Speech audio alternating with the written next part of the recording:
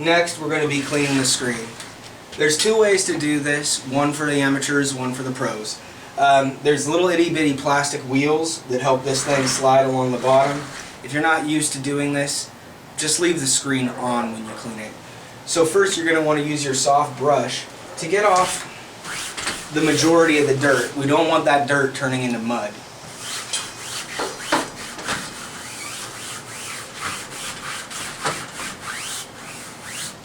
That should get any loose dirt out. Next, we're going to use some soap and water, the same solution we use on the glass. And we're going to scrub this screen down. Make sure you go both directions, vertically and horizontally.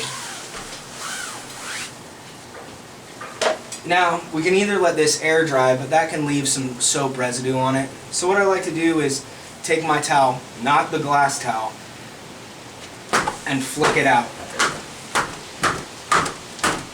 In just a couple seconds, you can get 90–95% of all the water off. Alright, if there's any left, you can rub it a little bit, but that tends to just smear it around. That's why I prefer the snap. Next, I'm going to show you how the pros do it. Find the wheel and use your screwdriver to lever it off.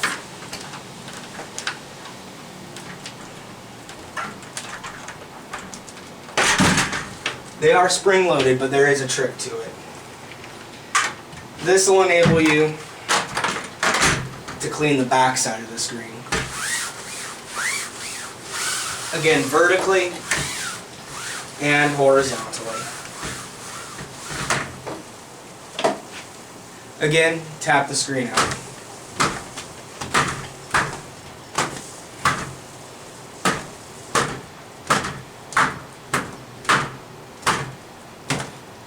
Alright, now, as you see here, we already have our window soaking in soapy water.